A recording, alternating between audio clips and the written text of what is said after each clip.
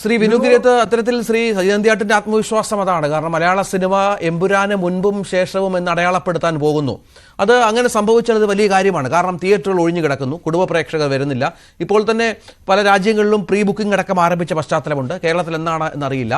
ഈ എമ്പുരാൻ ഒരു ഉണർവുണ്ടാക്കും. പക്ഷേ ഈ നഷ്ടങ്ങൾ ഉണ്ടാക്കി കണ്ണീരും കയ്യുമായി നിൽക്കുന്ന പ്രൊഡ്യൂസർമാർ ഒരുപാട് പേരുണ്ട്. കഴിഞ്ഞ 2 മാസത്തെ കണക്കനുസരിച്ച് അവർക്ക് ഒരു പാഠമാകണം. അവർക്ക് കാര്യങ്ങൾ പറഞ്ഞ് മനസ്സിലാക്കണം. വീണ്ടും വീണ്ടും ഈ തിയേറ്ററുകളിൽ ഇങ്ങനെ ഒഴിഞ്ഞു കിടക്കാൻ പാടില്ല. ഒരുപാട് പേരെ ബാധിക്കുന്ന ബിസിനസ്സാണ്.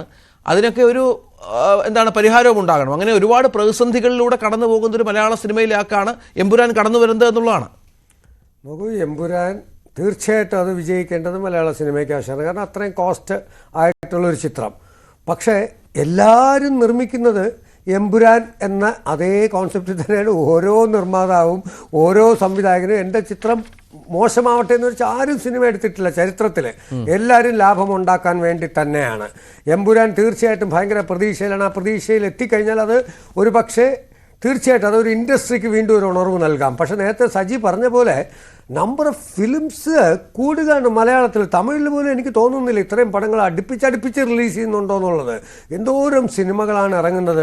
നേരത്തെ സജി പറഞ്ഞില്ലേ, ഒരു പ്രൊഡ്യൂസർ അമ്മയും മോനും കൂടെ വന്നപ്പോൾ പറഞ്ഞു വിട്ടപ്പോൾ അവർക്ക് ദേഷ്യം വന്നു. സത്യമാണ്, നമ്മൾ പറഞ്ഞു കഴിയുമ്പോൾ പലർക്കും ദേഷ്യം വരും. നമുക്ക് അസൂയയാണ് എന്നൊക്കെ വിചാരിക്കുന്നവരുണ്ട്.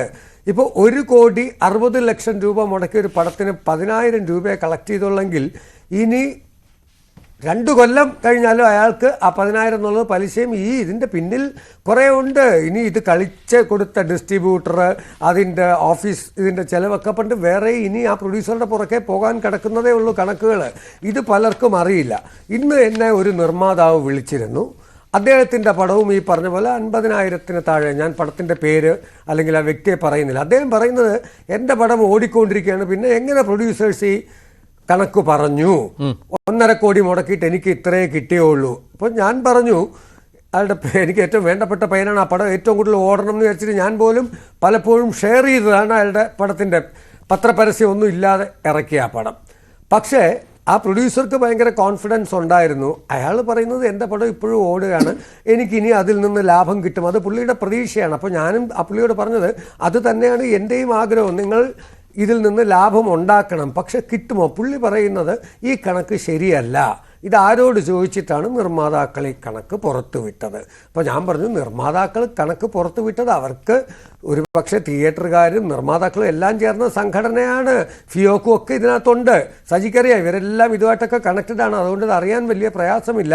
താങ്കളുടെ പടം ഇപ്പോഴും ഓടുന്നെങ്കിൽ അത് വിജയിച്ചാൽ തീർച്ചയായിട്ടും ഞങ്ങളൊക്കെ ഈ ചർച്ച ചെയ്യുന്നത് ഒരു എമ്പുരാന് വേണ്ടിയിട്ടല്ല, എല്ലാ സിനിമകളും എമ്പുരാനാവട്ടെ എന്നുള്ള പ്രതീക്ഷയിൽ തന്നെയല്ലേ.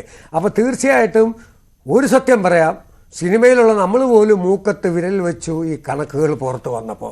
ഇല്ലെങ്കിലുള്ള കുഴപ്പം ഈ സിനിമാ നിർമ്മാതാക്കൾ അല്ലെങ്കിൽ അവരെല്ലാം മറ്റ് നിർമ്മാതാക്കളോടോ പണമുള്ളവരോട് പറയും, എനിക്ക് കഴിഞ്ഞ പടത്തിൽ ഭയങ്കര പ്രോഫിറ്റ് ആയിരുന്നുകൊണ്ട് പുതിയ പുതിയ ആൾക്കാരെ ഇതിലേക്ക് വലിച്ചിറക്കും, ദാരിദ്ര്യത്തിലേക്ക് പോകും. ഇതിനകത്ത് എപ്പോഴും നഷ്ടം നിർമ്മാതാക്കൾക്ക് മാത്രമാണ്. എന്നെ വിളിച്ച് എനിക്ക് വേണ്ടപ്പെട്ട വ്യക്തി നിർമ്മാതാവാണ്, അയാൾ എന്നിട്ട് അഭിനയിച്ചിട്ടുണ്ടൊക്കെ ശരിയാണ്. പക്ഷേ നഷ്ടം എന്ന് പറഞ്ഞാൽ പണം നഷ്ടപ്പെട്ടാൽ പിന്നെ ആരും കൂടെ ഉണ്ടാവില്ല.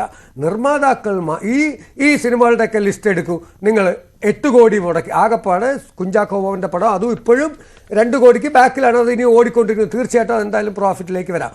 ബാക്കി സിനിമകളൊക്കെ 5-6 കോടി നിർത്തിപ്പോയ പടങ്ങൾ നിന്ന് പോയിട്ടുണ്ടെങ്കിൽ അവിടെ നഷ്ടം നിർമ്മാതാവിന് മാത്രമാണ്. കാരണം ഈ 6 കോടിയിൽ ഒരു ചിലപ്പോൾ നടൻ 2 കോടി മേടിച്ചിരിക്കും, ബാക്കി ഓരോ താരങ്ങളും 50 ലക്ഷം. അപ്പോൾ അവർക്കൊക്കെ ജീവിതത്തിൽ പ്രോഫിറ്റേ ഉള്ളൂ, അവർക്ക് കൈനഷ്ടമൊന്നുമില്ല.